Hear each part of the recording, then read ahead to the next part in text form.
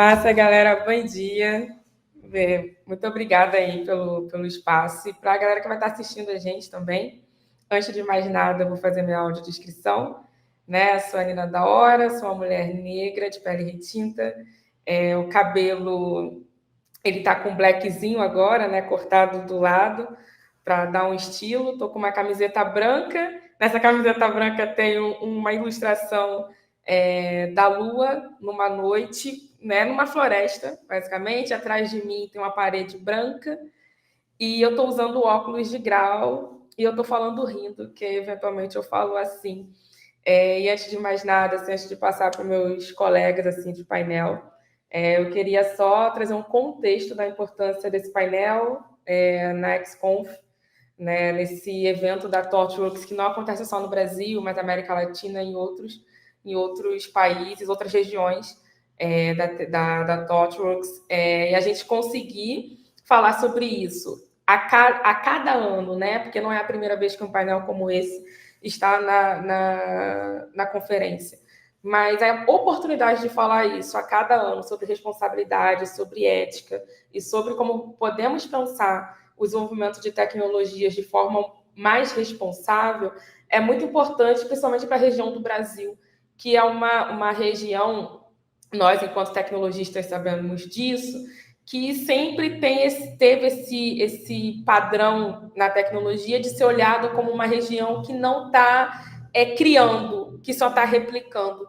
Né? E desde que eu estou na área de tecnologia, né, trabalho com tecnologia desde os 17 anos, eu tenho uma visão diferente, até pela nossa história de construção de ciência e tecnologia, de que eu acredito que nós estamos, sim, a cada ano, tentando e conseguindo criar aos poucos espaços, né, no plural, que promovam o desenvolvimento mais responsável de tecnologia, só que muitas vezes nós não estamos fazendo isso no nosso país. Né? Então, a importância de eu estar aqui com os colegas como Maiane e Eduardo para falar sobre esse tema no Brasil tem que ser muito valorizado. Então, dito isso, né, o nome do painel já está colocado aqui sobre responsabilidade, sobre ética e sobre inteligência artificial.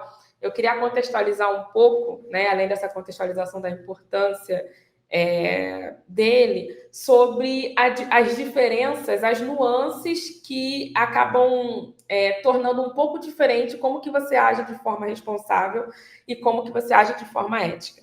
Né? Eu sei que traduzindo do inglês para o português, tecnologia responsável, responsible AI, ethics in AI, tem sempre uma ideia, né? Parece ter uma ideia de que nós estamos falando de inteligência artificial, que a inteligência artificial deve ser responsável. Quando, na verdade, a IA, né, IA é um conceito, né? Um conceito que suporta vários outros subconceitos, né? Sejam de construção de tecnologia, seja de a interação na sociedade, que permitem que a gente possa interagir com as ferramentas criadas a partir dessas teorias, né, que ainda estão sendo construídas. Tecnologia responsável, que é a área que eu trabalho na ThoughtWorks, né? Eu me esqueci de fazer uma apresentação, mas eu sou especialista de domínio de tecnologia responsável focada na região do Brasil, né? A região Latam, vamos colocar assim. E tecnologia responsável tem sido essa construção, né? Vamos aqui do lugar teórico, de uma forma de conseguir aterrissar, tá? O conceito de responsabilidade e de ética a nível de desenvolvimento prático de tecnologias diversas. Eu sei que o nosso foco aqui vai ser de inteligência artificial, porque é o que tem dado bastante problema nos últimos anos e o que nós estamos nos propondo a discutir. Mas também serve, né? Tecnologia responsável também entra dentro de um espectro um pouco mais amplo de construção. E ética em AI e responsabilidade, a ética, né, vamos colocar assim, ela tem sido um conceito trabalhado há muitos anos na filosofia, no direito, né, principalmente na filosofia, que tem tido uma construção de conhecimento focado muito na nossa interação enquanto indivíduos, enquanto seres humanos. Né? Então, por isso que muitas pessoas confundem, às vezes, ética e moral.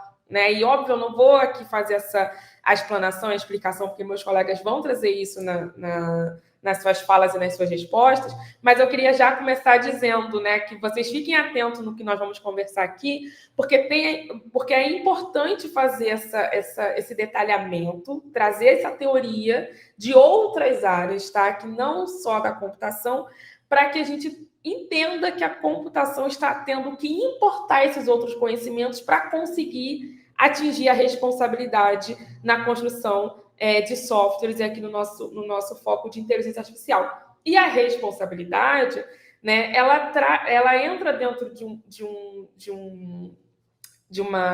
uma tentativa de tornar um pouco menos tortuoso, vamos colocar assim, o caminho de quem desenvolve tecnologias. Porque há 2 anos atrás, ou melhor, em 2018, né, nós usávamos muito o conceito de culpabilização dos desenvolvedores, dos gerentes, dos especialistas, dos pesquisadores, né, porque a gente não pode deixar os pesquisadores de lado nesse desenvolvimento, e com isso acabamos afastando as pessoas que desenvolvem na prática as tecnologias de IA e que pensam IA da discussão. Então, tem sido construída essa ideia de responsabilidade como uma forma de tentar um diálogo entre as diferentes áreas que estão construindo e tentando construir esse novo cenário. Dito isso, feita a contextualização, eu vou convidar aqui meus colegas para se apresentarem, primeiramente, fazerem as suas autodescrições, e já iniciarem suas falas, né, deixando aqui para vocês como que vai funcionar, né, como que nós combinamos. Eles vão fazer uma exposição de até 15 minutos, o Edu e a Maia, e aí eu já vou coletando as perguntas de vocês, por isso essa provocação do início, para vocês já pensarem em perguntas, tá? Independente da continuidade das falas deles, para poder a gente conseguir ter tempo do público participar, entendendo a importância desse painel, entendendo a importância dessa trilha. Beleza? Obrigada mais uma vez pelo aceite do convite, Maiane e Edu, e vamos nessa. Maiane primeiro? Damas primeiro? Pode fazer as honras, Eduardo. Eu ia falar para ser ordem alfabética. Vamos. Pode ir, Edu. Bom, então eu vou começar, né? Meu nome é Eduardo, sou uma pessoa preta, estou com uma barba que já foi mais escura, agora está meio branca, já também não tenho mais tantos cabelos, tenho um cabelo curto, usando um headset e uma camisa azul da XConf. É sempre um prazer estar aqui, né? Eu e a Nina, a gente nem se conhece há tanto tempo, mas parece que nós somos amigos de infância. Sempre que a gente se encontra, tem muita ideia para trocar, né? Eu vou trazer aqui para vocês, a primeira coisa que eu queria compartilhar com vocês alguns dos impactos que eu costumo chamar de impactos escondidos da inteligência artificial. Toda vez que surge uma tecnologia, e nós como pessoas tecnologistas, o que a gente quer é fazer com que a tecnologia impulsione os negócios, né? É para isso, nós somos pessoas consultoras, eu também sou pessoa consultora, trabalho aqui na TOTWORKS, na área de dados. A gente quer que as tecnologias impactem os negócios, né? Mas aqui na TOTWORKS, se fosse só para isso, nós seríamos, vou fazer puxar um pouco o saco da firma, né? Mas se fosse só para entregar produtos, talvez vocês encontrassem outras empresas, né? Por isso que a gente tem um slogan aqui que a gente fala de fazer impacto extraordinário, né? Porque muito do nosso trabalho é entender o contexto da cliente e tentar pensar um pouco fora do escopo comum. Então, quando a gente traz tecnologia de forma responsável, é justamente no ponto de vista de explicar para clientes que cada escolha tem um impacto. E esse impacto, ele não é só um impacto do ponto de vista pessoal, ele também é um impacto do ponto de vista da sociedade. Ou seja, qual é a escolha que essa tecnologia, que a gente está tomando a partir dessa tecnologia que vai impactar o meu ecossistema. Eu acho que com a inteligência artificial a gente está vivendo um problema um pouco maior nesse sentido, é que se as pessoas, quando eu explicava para minha mãe que eu era programador e ela não entendia o que eu fazia, agora que eu trabalho com a inteligência artificial, ela entende menos ainda. Na verdade, as pessoas programadoras, em geral, não têm ideia do que é inteligência artificial. E tudo o que a gente não tem ideia, né, o ser humano, ele precisa fazer paralelos com o que ele tem de cognição para entender as coisas. Então a gente tenta fazer comparação com coisas que a gente conhece, e essas coisas que a gente conhece, elas normalmente vão trazer ficção científica, né, vão trazer outros elementos que são a inteligência artificial. Nesse lugar de desconhecimento, qualquer coisa que você disser que a inteligência artificial faz, ela pode fazer, porque você não sabe o que ela faz de verdade. E aí é onde mora o perigo, né? A gente já está aí quase uns 6 meses do grande lançamento do ChatGPT, né, que talvez como produto, não como tecnologia, mas como produto, ele trouxe sim uma grande mudança, que ele trouxe a inteligência artificial para pessoas que justamente tinham esse problema de entender o que ela fazia, e aí aquilo ali trouxe esse problema de entendimento muito grande em relação ao que ela faz e o que ela não faz, né? O famoso faz, não faz. Porque quando você faz uma pergunta para algo que parece um computador e ele te dá uma resposta que parece fazer sentido, você já assumiu cognitivamente que isso é verdade, porque é como se você estivesse conversando com um amigo.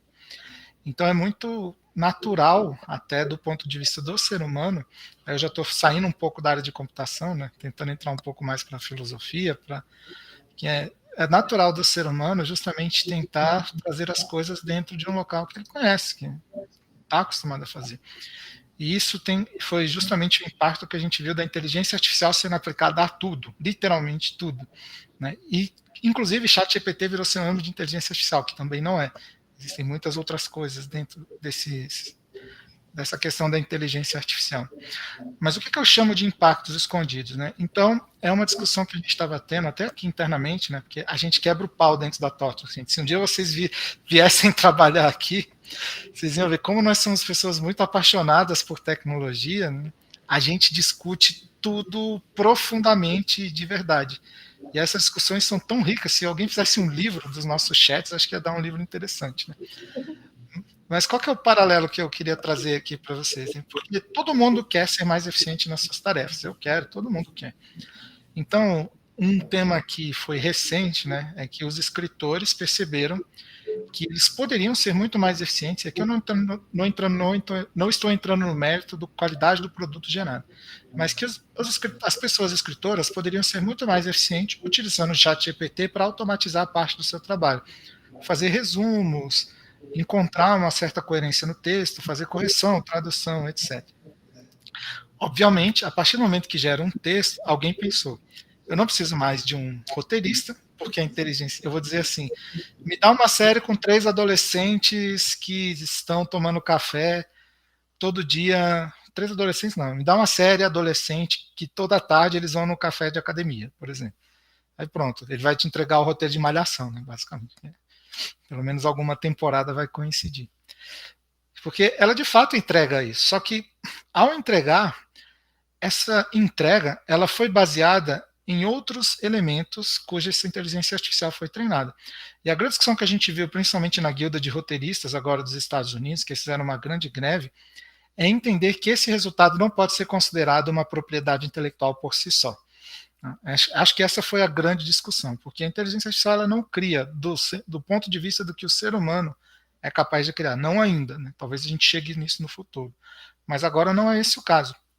E aí, toda essa grande questão da greve, ela foi para justamente garantir que toda vez que você tem um roteiro de cinema, de série, de qualquer elemento, você tem um ser humano associado à produção daquele conteúdo. O ser humano pode usar a inteligência artificial, mas a inteligência artificial sem o ser humano, ela não tem valor criativo.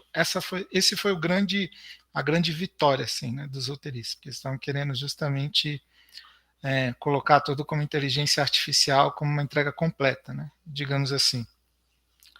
Bom, aí o que aconteceu? Aconteceu isso, então o resultado da greve toda vez que você tiver um roteiro, o humano tem que assinar. O humano pode pode usar a inteligência artificial, mas a inteligência artificial não pode assinar sozinha. E aí eu trouxe isso aqui para a nossa área e perguntei, gente, vocês sabiam que em quase todos os países do mundo a mesma legislação que se aplica à escrita mesmo, se aplica a software? É a mesma, inclusive no Brasil ela é igual, tá? É a mesma legislação. E é incrível como quando eu penso no assistente de código, uma ferramenta que vai auxiliar na escrita do código, eu nem sequer penso nisso. Ou seja, que aquele código que a ferramenta vai me recomendar para eu escrever, ele está sendo baseado num trabalho de um outro ser humano que, ao produzir aquele código, tinha um interesse manifestado através de uma licença de software. E essa licença de software diz os termos com os quais aquele software pode ou não ser utilizado. Como, por exemplo, um código livre, ele deve ser mantido livre. Então, se você usa um código livre para gerar um código proprietário, isso é uma infração da licença do autor, que desejaria que os produtos derivados do seu código se mantivessem livres. Então, eu vejo que isso não é sequer uma discussão, né? Às vezes nós, como os tecnologistas, eu sou professor universitário também, e a gente vive numa fase muito difícil do ensino de computação, que é os trabalhos feitos pelo Stack Overflow, né? A pessoa vai lá, copia código daqui, código dali, vira um grande emaranhado. Não existe mais a busca cognitiva do aluno em sala de aula de construir uma solução para nenhum problema. Porque todas as soluções para todos os problemas já existem. E isso é verdade, elas já existem mesmo. Só que existe uma riqueza no processo de ensino-aprendizagem, a busca pela sua construção. Porque o ensino não é um processo linear. Duas pessoas não vão aprender do mesmo jeito.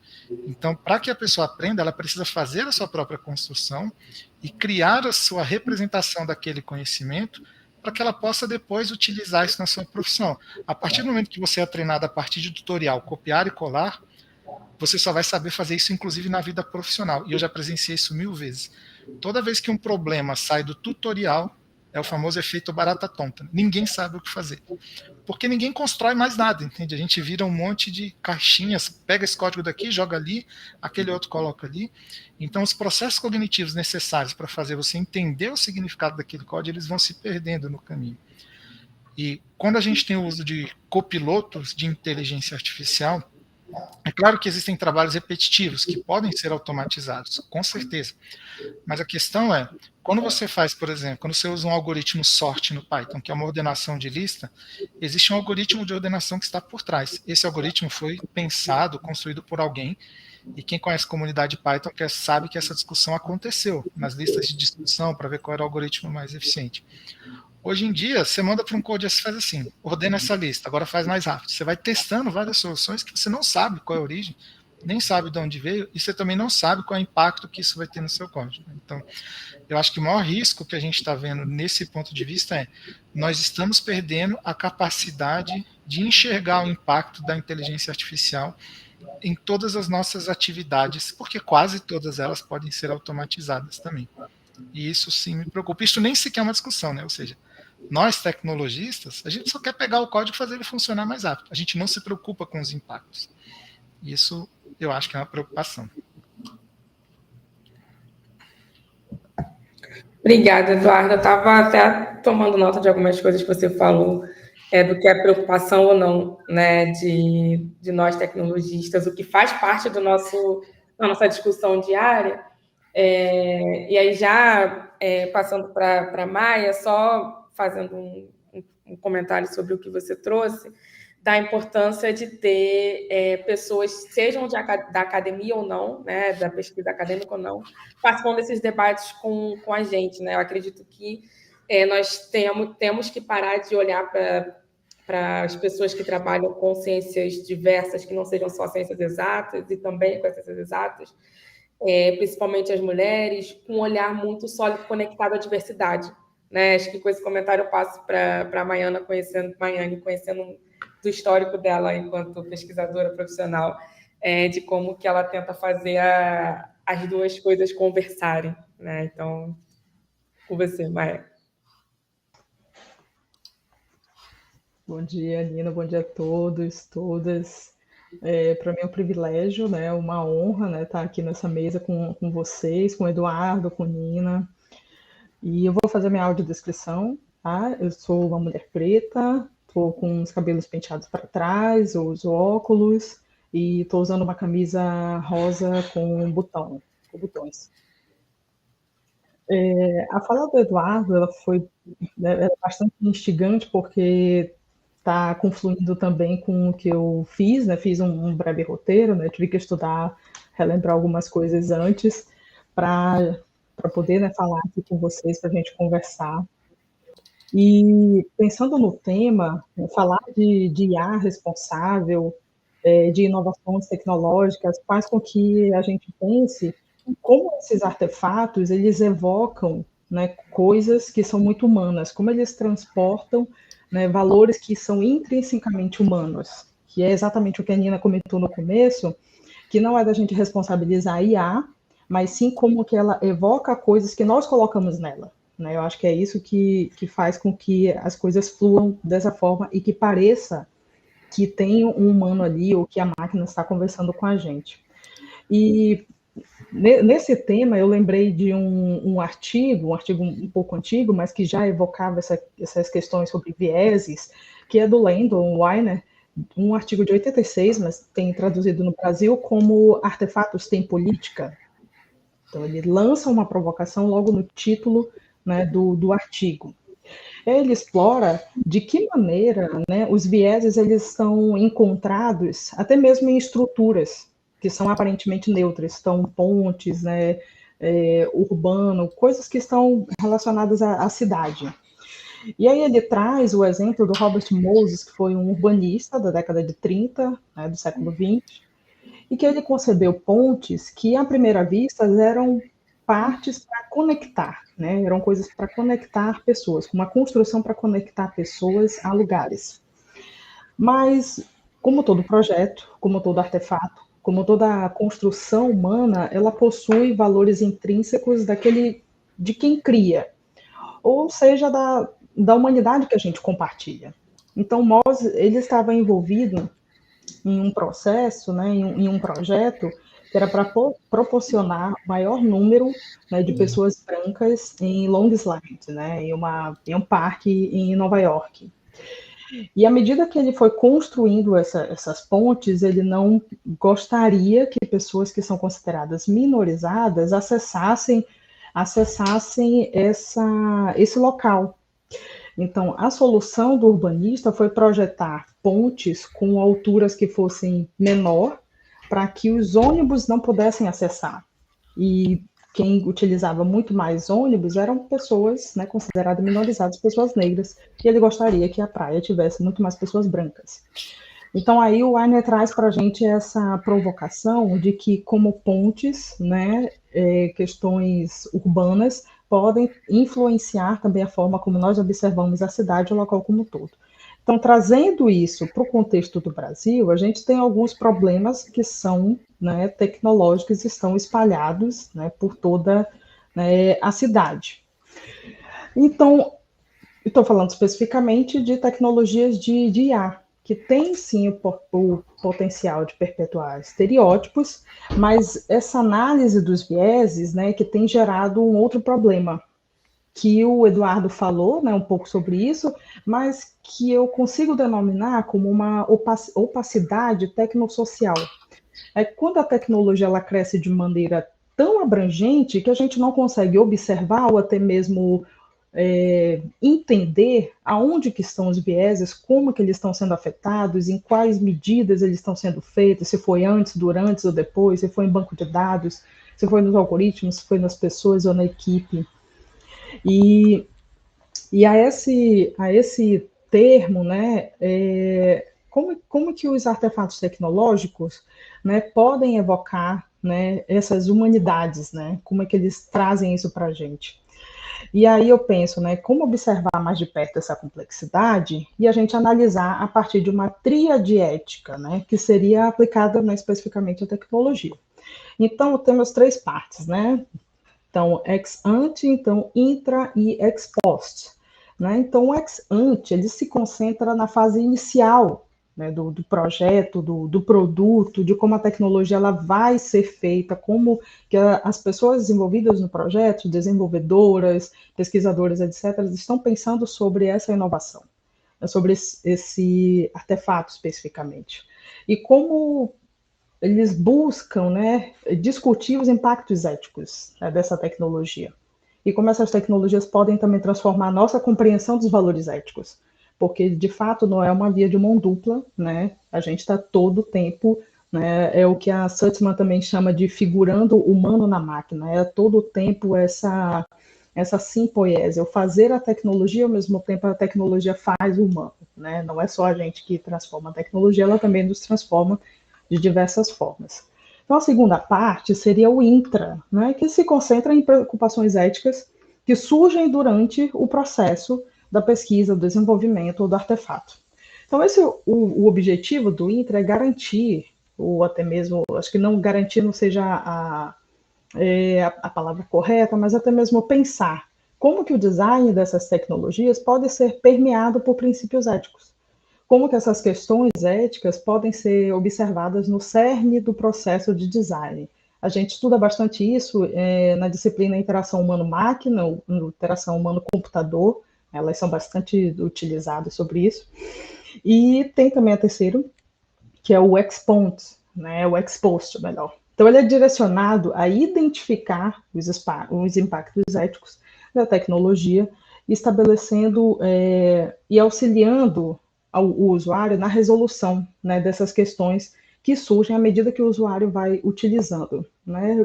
Temos o exemplo do ChatGPT, que a gente observou que tem algumas conversas que são inadequadas, né, para alguns contextos, ou então são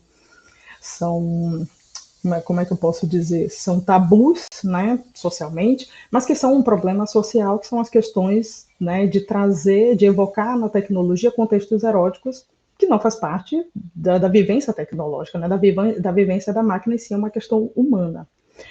E aí, nessa terceira parte, né, o uso de listas, né, de verificação, de matrizes, poderia ser uma forma de analisar eticamente e como essas ferramentas podem facilitar, né, a observância, né, dos vieses inseridos. E acho que eu vou finalizar, né, para finalizar minha fala. Então, é sempre um espinho da carne quando a gente trata, né, o tema da ética aplicada à tecnologia, porque sempre nos desafia a contemplar os nossos próprios valores. Se nós estamos sendo éticos e éticas à medida que a gente desenvolve, né, esses artefatos tecnológicos. E como que nós podemos também garantir, ou mitigar, ou pensar, ou até mesmo nos questionar para que servem essas tecnologias, se elas servem para o bem comum ou se elas estão ampliando injustiças existentes, tal como o Weiner trouxe o exemplo do Robert Mose, né? Um exemplo que é da década de 30, mas que posteriormente foi trazido em 86, e agora a gente está discutindo mais uma vez, né, vieses em tecnologias. É isso, gente. Obrigada. Obrigada, Maia. Eu já estava selecionando aqui, já temos bastante perguntas da plateia aqui, que vai muito de encontro com o que vocês estão trazendo, né? E comum na fala de vocês a importância de nós, né, valorizarmos a cognição humana no desenvolvimento de tecnologia e, mais ainda, valorizar isso nas discussões que antecedem, né, o desenvolvimento mais prático e de uma noção de que dá para fazer e dá para criar caminhos alternativos, né? Eu acho que nós estamos vivendo um momento onde as pessoas estão com uma ideia muito, como é que eu posso colocar? Muito trágica, né, da inteligência artificial. É como se não tivéssemos caminhos alternativos. Eu acho que, enquanto pessoas negras, nós precisamos sempre apresentar caminhos alternativos e pensar caminhos alternativos, senão nós caímos dentro de uma dor generalizada, e que é uma dor que eu nos estudos que eu tenho feito, eu gosto de chamar que é uma dor muito ligada a como as pessoas brancas centralizam o conhecimento e desenvolvimento de tecnologias como essas na visão delas. E aí parece que tudo, se está ruim na visão delas, vai estar ruim para todo mundo. Então, acho que vocês trouxeram contribuições muito importantes de pensar alternativas a partir das relações humanas, né? A partir do que nós podemos e estamos construindo. E aí, eu estava separando as perguntas que eu ia colocar aqui para vocês. Primeiro, eu vou fazer duas perguntas, e aí vocês já respondem de pronto, só para a gente aproveitar do tempo, e aí depois eu faço a terceira. Né? A primeira pergunta é do Romário Feitosa. ele queria que vocês explicassem um pouco, né, se as IAs vão substituir os humanos ou se ela é apenas uma ferramenta que precisa de um indivíduo ali para poder manuseá-la, né, um indivíduo que tem o mínimo de conhecimento. Eu acho que vocês abordaram um pouco isso nas falas de vocês. E queria já juntar com a pergunta do Márcio, que é uma pergunta que apareceu bastante aqui. O Lucas também fez uma pergunta parecida, em relação à moderação de conteúdos de redes sociais. Né? Nós estamos, inclusive, numa plataforma agora e tem uma moderação de como que chega essas perguntas, de como que nós acessamos a plataforma. Então, o Márcio, ele pergunta o seguinte: ele gostaria de ouvir a opinião de vocês sobre o uso de inteligência artificial para fazer a moderação de conteúdo em redes sociais. Para ele, né, parece que hoje escalar software é uma tarefa fácil quando comparada com o desafio que é escalar moderação de conteúdo gerado por pessoas em uma rede social. E, obviamente, né, trazendo até dados para contextualizar isso, que o Brasil, por exemplo, é o terceiro país que gera mais conteúdo em redes como o Twitter, agora que é o X, né, em redes como ainda o Facebook, o próprio YouTube, que já faz parte há algum tempo do nosso... da construção da renda, né, por permitir que muitas pessoas ganhem renda ali como influencers, criadores de conteúdo na plataforma, e que mostra que realmente a gente cria dados o tempo inteiro, a cada segundo, de diferentes formatos. Né? E aí eu vou jogar um questionamento meu para contribuir para a pergunta do Márcio, que se há possibilidade de moderar a quantidade de conteúdos que nós estamos gerando por milissegundos hoje em redes sociais, se há como moderar isso só com mãos humanas. Né? Porque eu acho que é importante trazer essa noção para as pessoas de que não é porque as empresas querem usar os algoritmos, é que parece ser impossível você moderar mais de 1 milhão de dados que são gerados por milissegundo o tempo inteiro, a janelinha subindo com notificação e com novas atualizações e com novas informações. Podem ficar à vontade na ordem da resposta aí. Quer começar, Maiane? Não, pode ser na mesma ordem que começou. Bom, eu vou começar falando um pouco sobre o que é a inteligência artificial, né? Que isso é uma dúvida muito grande das pessoas, tá, gente? Eu acho que a melhor definição que melhor resume os conceitos é uma que tem no blog do Google. Depois vocês podem botar aí, colocar What is Artificial Intelligence, tá? Que vai ajudar vocês. Mas a gente pode separar as inteligências artificiais em 4 gerações. A primeira delas são as máquinas reativas, né? Ou seja, você tem um conjunto de tarefas que ela é pré-programada para fazer e com base nesse conjunto de tarefas ela te entrega uma resposta. Talvez o grande expoente disso seja o Deep Blue da IBM, que ganhou o jogo de xadrez do Kasparov, né, que foi o ápice dessa inteligência artificial. Porque isso é um algoritmo de pontuação, mais ou menos, né, para você conseguir fazer isso. A segunda geração, que é o que a gente está vivendo agora, são aquelas que têm memória, mas essa memória é limitada. Ou seja, ela consegue saber quais foram as decisões que foram tomadas anteriormente e, com base nessas decisões, ela vai te entregar um conjunto de decisões. Mas esse conjunto de decisões ele é limitado. Né? E também é limitado ao escopo que aquela inteligência artificial foi construída para trabalhar. A terceira geração, que só existe na teoria, é a emulação da mente, né? Ou seja, criar um mecanismo de cognição onde a inteligência artificial seja capaz de emular o comportamento da mente e tomar decisões sem treinamento prévio, né? Ou pelo menos sem a necessidade de estar restrita ao conjunto de problemas que ela foi construída para treinar. E a quarta, que é a mais da ficção, né? Que aí a gente iria para os filmes tipo Blade Runner, tipo os filmes do Turing, que é do autoconhecimento. Não só a inteligência artificial sabe que ela existe, que ela toma decisões, como ela também sabe que ela é uma inteligência artificial e que ela existe como pessoa. Então, assim, a gente está arranhando ainda o começo da segunda geração, que é o uso da memória. Não estamos perto de ter uma inteligência artificial que pense como humano. Agora, o humano, hoje em dia, ele executa várias tarefas. Né? Já faz, sei lá, mais de 1000 anos que a gente tenta automatizar algumas das tarefas dos humanos.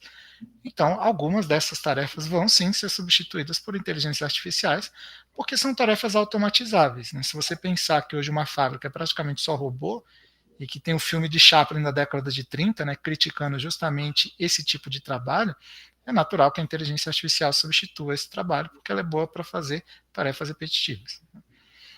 Acho que um resumo é esse. Mas, deixando um spoiler, tivemos uma masterclass aqui sobre inteligência artificial. Você pode botar aí no YouTube em conjunto com a Lura, que lá a gente explora esses conceitos mais a fundo.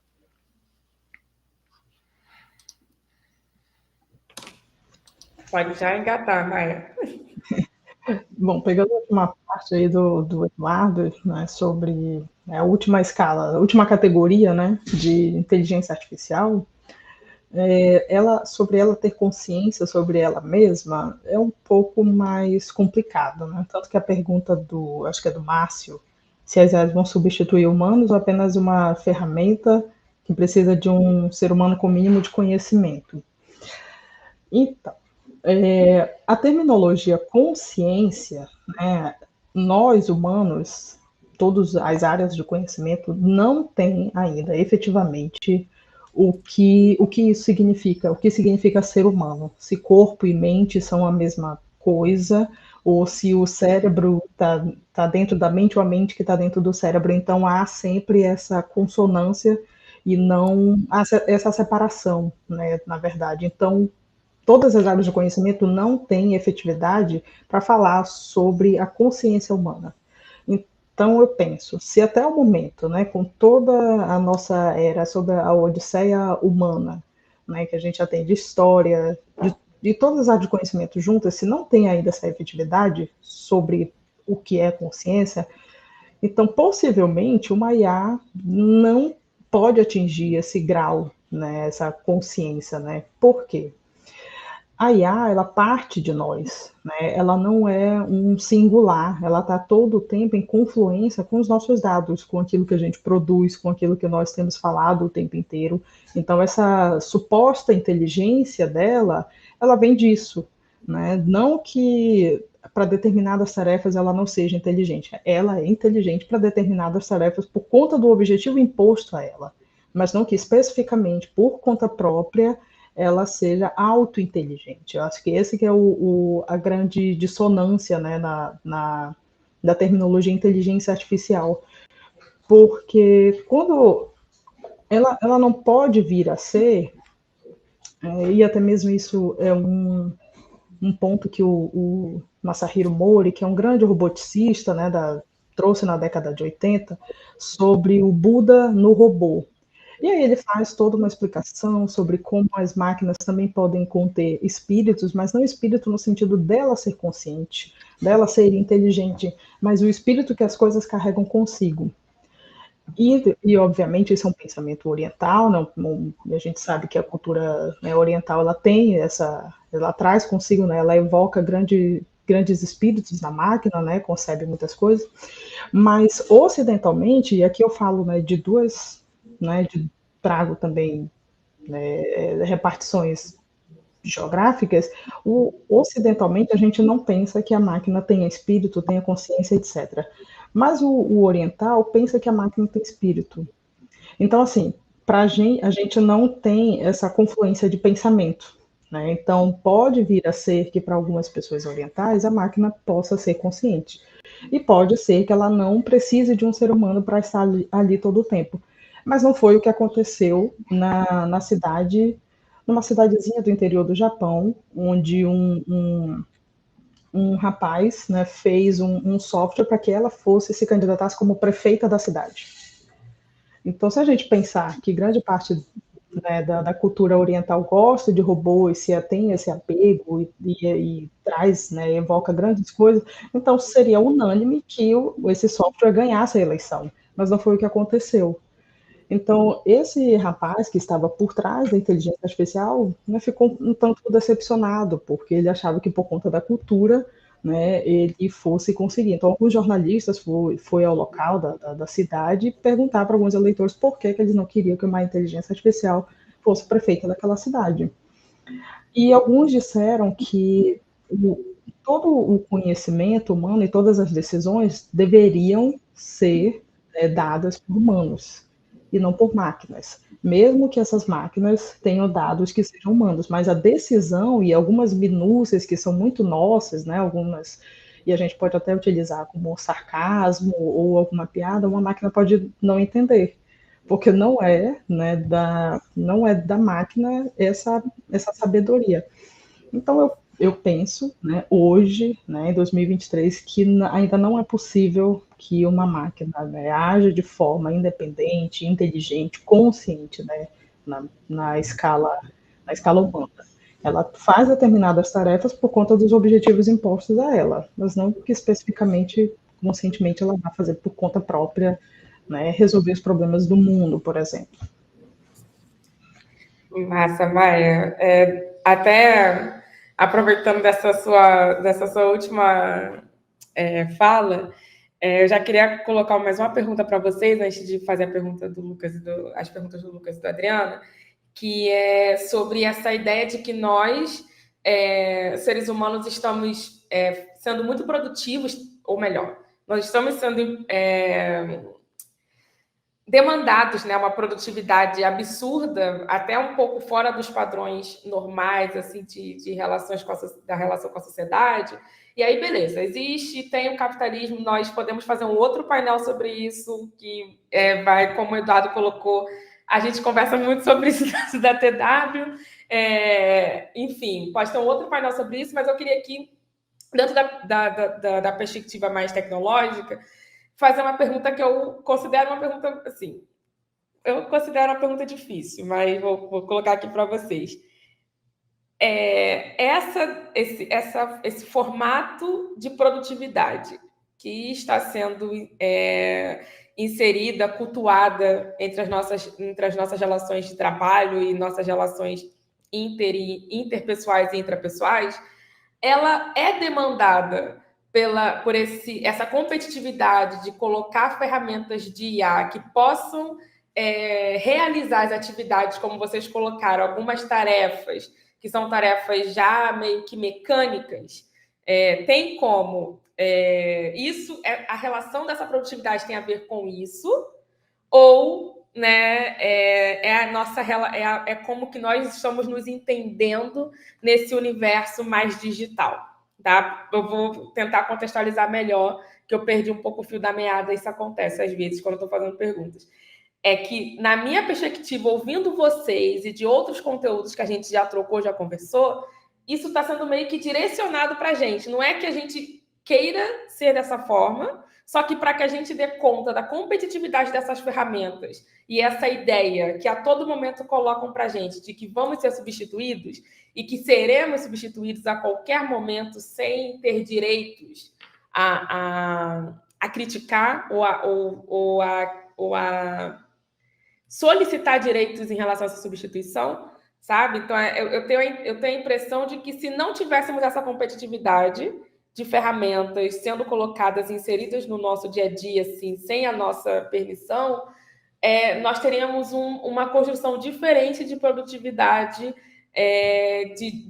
enquanto trabalhadores, vamos colocar assim, tá? E trabalhadores eu vou estender aqui para a galera PJ também, que nós sabemos aí que vive esse grande dilema. Eu queria ouvir vocês um pouco sobre isso, sobre essa relação de trabalho. Vai ser complicado responder tudo isso tão rapidamente assim. Eu e a Maiane vamos ter que exercitar aqui o poder de síntese, né? Aquele que a gente não tem, inclusive, para fazer isso. Mas, eu vou tentar juntar essa sua pergunta com aquela das redes sociais, porque elas estão relacionadas nesse aspecto, né? Eu tenho uma opinião um pouco polêmica, que as pessoas não gostam muito do que eu falo, mas eu já tenho essa opinião há algum tempo, ela só tem sido reforçada, né? Primeiro são duas coisas, tá, gente? A gente está trabalhando menos, né? É importante reforçar isso. Se você olha numa perspectiva histórica, o meu avô, por exemplo, ele trabalhava de sol a sol, e para conseguir o mínimo da subsistência lá, porque se ele não pescasse peixe durante o dia, ele ia morrer de fome, é literalmente isso. E não tinha fim de semana feriado. Para quem trabalha na roça, ou para quem vive de agricultura de subsistência, não existe o conceito de fim de semana. Então, na perspectiva histórica, a vida está melhorando. Nós estamos trabalhando menos e nós estamos também tendo menos problemas de saúde e tudo mais. Porém, a desigualdade está aumentando. E o que significa na prática? Que existe uma nova existência, eu vou usar de fato o termo existência, que vai um pouco na linha do que a gente estava discutindo anteriormente, que é existe uma existência digital que ela é impulsionada, sim, pela inteligência artificial, que ela, eu não quero falar de metaverso, porque esse nunca foi o termo que eu usei, né? Eu sempre falo do cyberespaço, né? Que é assim, qual é a diferença entre o seu eu digital e o seu eu físico, né, das pessoas? Ainda existem, né, relações que elas são feitas no meio físico, mas com a pandemia a gente aprendeu que dá para trabalhar assim de forma digital, 100% online, e muitas das nossas tarefas a gente fala dessa forma. Para como é que eu colo isso com redes sociais? A Coreia e a China, elas vivem com esse fenômeno da superexposição a equipamentos digitais muito mais cedo do que a gente. E a Coreia, ela tem um fenômeno focado na comunidade mais tóxica que existe, que é a comunidade de e-sports. Quem já jogou um jogo online sabe exatamente do que eu estou falando. Qual foi a solução que eles encontraram para esse problema? Então, não existe mais uma diferença entre o seu eu físico e o eu digital. Qualquer plataforma que você se cadastrar, você se cadastra com o que seria o equivalente ao seu CPF, e qualquer erro que você cometer nessa plataforma, a gente vai saber que foi você que fez. Então, não existe mais anonimização dentro das plataformas digitais na Coreia. Isso traz algumas coisas e traz alguns benefícios. Mas o fato é o seguinte: se a gente traz isso para a verticalização das relações humanas, se eu tiver com raiva da Nina, por mais que eu queira xingar ela de tudo quanto é nome, né, por causa da relação social, se bem que eu não tenho muito isso, mas vamos supor que eu tivesse. Por causa da relação social, a gente vai tentar utilizar o mínimo de educação. E na internet, por essa dissociação do eu físico e digital, as pessoas agem como se elas não existissem fisicamente. Então, qual é a minha opinião sobre isso? A gente precisa eliminar a diferença entre o eu físico e o eu digital. Eu tenho que ter uma ferramenta online, e eu acho que a gente pode discutir quem seria o dono, mas o dono, para mim, dessa ferramenta seria o governo, que inclusive já existe na identidade digital, que vai dizer que você é você mesmo. A partir do momento que você é você mesmo, e essas plataformas têm a obrigatoriedade de fazer essa conexão, eu não tenho mais problema de menor de idade acessando conteúdo que ele não deveria, eu não tenho mais problema de fulano acessar a caixinha de comentários para agir como se fosse uma pessoa que ele não é na vida real, atrás do anonimato, porque não existe mais esse tipo de anonimato, eliminando essas barreiras do eu físico. E o que isso traz de benefício para as pessoas? Traz justamente um ecossistema mais próximo do que a gente vive na vida real. Só que isso aumenta ainda mais a desigualdade do ponto de vista de acesso à tecnologia, sabendo que o Brasil é um país extremamente desigual e que a gente está falando de inteligência artificial num país onde as pessoas não têm nem mínimo acesso a isso, e que essas inteligências artificiais não foram treinadas por nós também. Então, todo esse fenômeno da superprodutividade ou da exposição, na verdade, é uma pressão econômica que a gente vive para provar o valor do nosso trabalho, sabendo que a cadeia de valor está cada vez mais concentrada nas grandes empresas de tecnologia. Então, como é que eles fazem para diminuir, né, ou para distribuir essa cadeia de valor? Valorizam financeiramente aqueles trabalhos que vão reforçar a sua própria cadeia, entende? Nessa era da superprodutividade. Então, são muitas questões em aberto, mas eu acho que a reorganização da sociedade passa por a gente assumir o papel social para os espaços que são sociais por natureza. Por exemplo, redes sociais. Rede social deveria existir uma entidade, e eu não acho que seja governo, né? A gente pode discutir qual é a entidade, mas que regeria esse espaço e teria autonomia para reger também as relações, né, que existem lá dentro. Da mesma forma que as relações de trabalho, por exemplo. Eu não posso trabalhar até 10 horas da noite, mas se me mandarem um zap do trabalho 10h30, eu vou olhar. Então, é mais ou menos nesse sentido. A gente precisa reduzir esse delta e deixar mais próximas as relações, para que a gente consiga aplicar as regras que já existem na sociedade para o ambiente digital também. Massa, pode ir, Maia, eu só estou anotando aqui só. Gente, realmente, Eduardo, foi um pouco polêmico, mas nada que, né, não nos ajudasse a nos ajudasse a entender também eu acho que isso foi uma outra linearidade, né, uma outra forma de pensar. Mas eu também penso assim do lado histórico humano, né, quando tipo, um tem o poder de vários, né, ou falando de forma um pouco mais política, o Leviatã, né? A gente tem um exemplo em Thomas Hobbes, o Leviatã é o que detém todo o poder, toma conta dos roteiros da igreja, da cidade, de quem vai falar com quem, Eu não sei se seria um Leviatã tecnológico nesse sentido, nesse cenário que você está abordando, mas é um tanto polêmico. Até mesmo para isso tende também a cercear, né, a liberdade de algumas pessoas. Acho que pode vir a ter. Essa é uma possibilidade, né, essa que você pensou, não estou dizendo que é ruim, mas é uma outra forma que eu também não tinha pensado sobre, né, de uma Mas entidade pode deter. dizer que é ruim, não tem problema não. Viu? Eu só pensei uma outra forma de pensar, que eu não tinha pensado sobre isso, mas é um tanto interessante. Mas para mim, eu colocaria como um Leviatã tecnológico, né? Uma entidade que está tomando conta ali de todas as falas, os roteiros, né? Dos contextos digitais. Achei bastante interessante.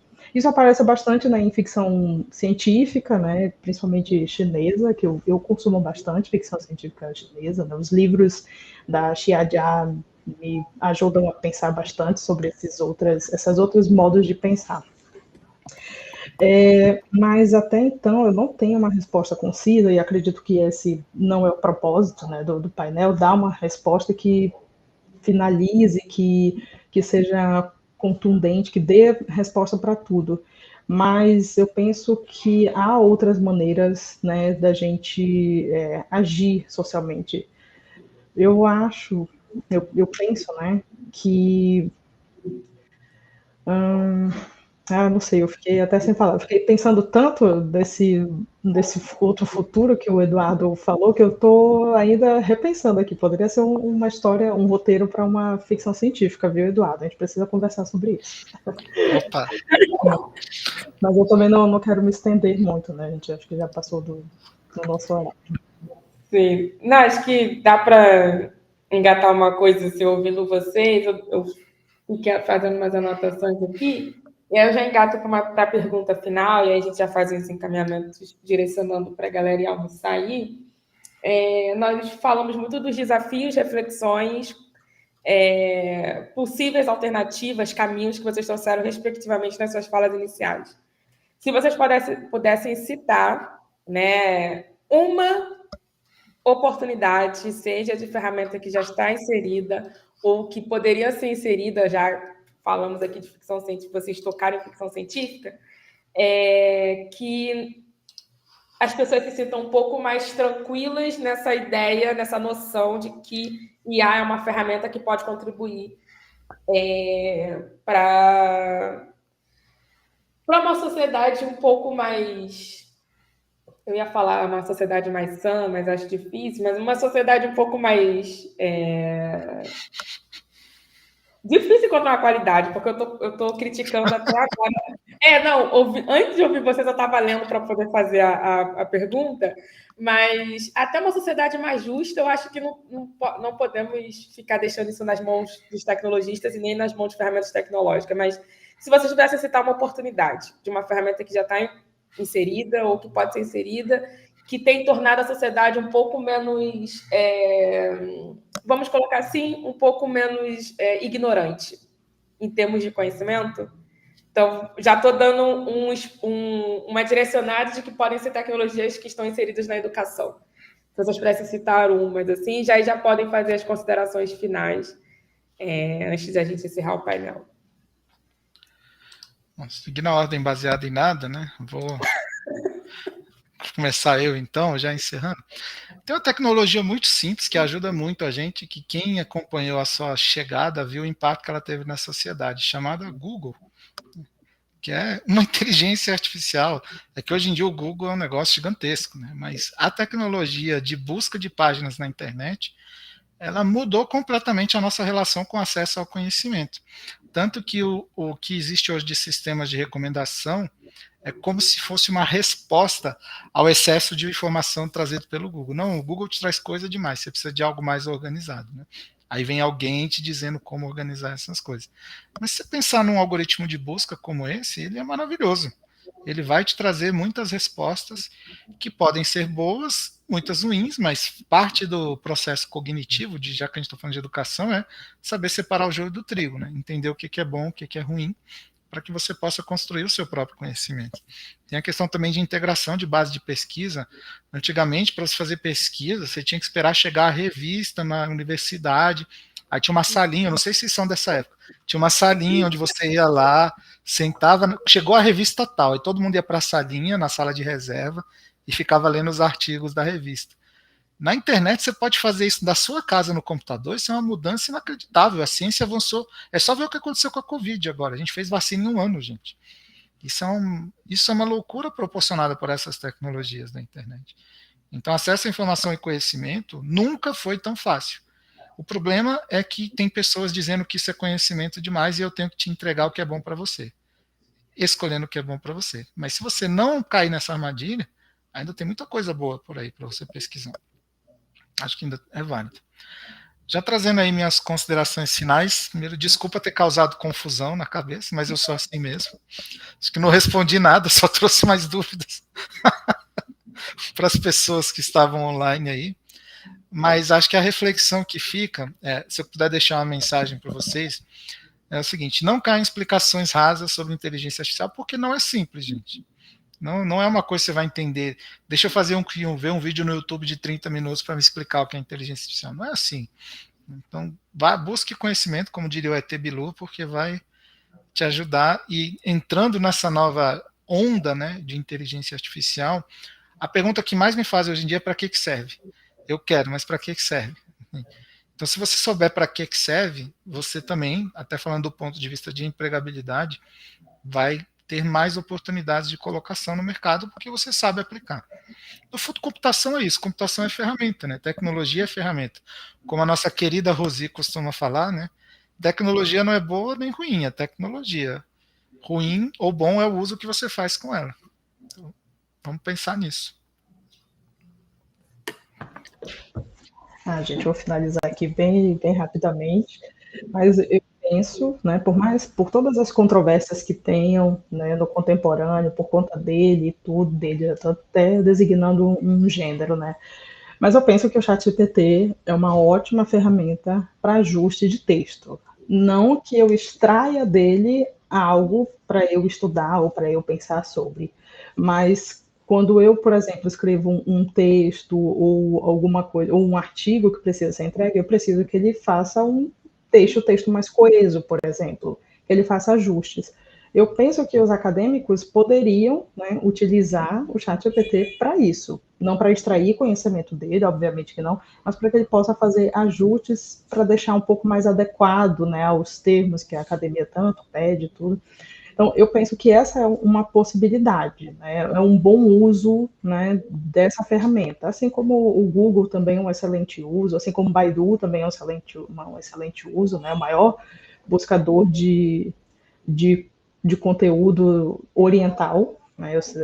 Ocidentalmente é o Google, mas orientalmente é o Baidu. Então, assim, eu acho que tem essas possibilidades. Eu concordo também com a questão do uso da tecnologia, mas mesmo a gente utilizando a tecnologia para o bem, ela pode ter ali coisas intrínsecas que não são, né, assim, favoráveis, né, para o contexto. Ela pode interpretar na perspectiva da máquina de uma outra forma que não seja aquela que a gente pense que seja ético, né, na verdade. Então, para mim, sim, as tecnologias elas possuem vieses intrínsecos por conta, né, dos dados, de quem está por trás, de quem finalizou o projeto, etc. Não penso que as tecnologias sejam neutras. Isso é um discurso que a maioria dos CEOs de conglomerados tem na ponta da língua, né? As tecnologias são neutras, os usuários é que estão utilizando de forma inadequada, né? E eu, né, para finalizar, né, acredito que o painel não tinha a proposta, né, de responder todas as perguntas de maneira, né, bastante que fizesse com que as pessoas, nós somos oráculos e nós vamos dar todas essas respostas aqui. Eu penso que o painel não era para isso, mas para trazer reflexões outras, né? A gente sempre, né, está caminhando para isso, para trazer mais reflexões, e justamente é assim que a gente caminha, né, com a interdisciplinaridade, com a multidisciplinaridade. E aqui, né, eu puxando sua sardinha, o Eduardo puxou a sardinha no começo para a TW, e eu puxo sardinha para a academia, né, para a universidade, né, para... A gente sabe que são textos bastante, né, densos de ler, muito complicados, mas ainda assim, né, é uma forma de ajustar alguns pensamentos, né? Na universidade a gente tem espaço para debates, para fazer testes, né? Então, eu penso que as tecnologias também podem ser usadas nesse contexto, fora desse contexto, e eu acredito que o painel trouxe tudo isso junto e mais um pouco. E mais uma vez agradecer aqui o convite e a oportunidade de estar aqui. Massa, Maia, Edu, super obrigada aí por compartilhar desse painel, de um tema extremamente difícil aí da gente conversar, seja ao vivo, seja nos bastidores. Queria agradecer a Mariana Lima, também aí que foi uma das intérpretes, junto com um bom andamento aí do painel.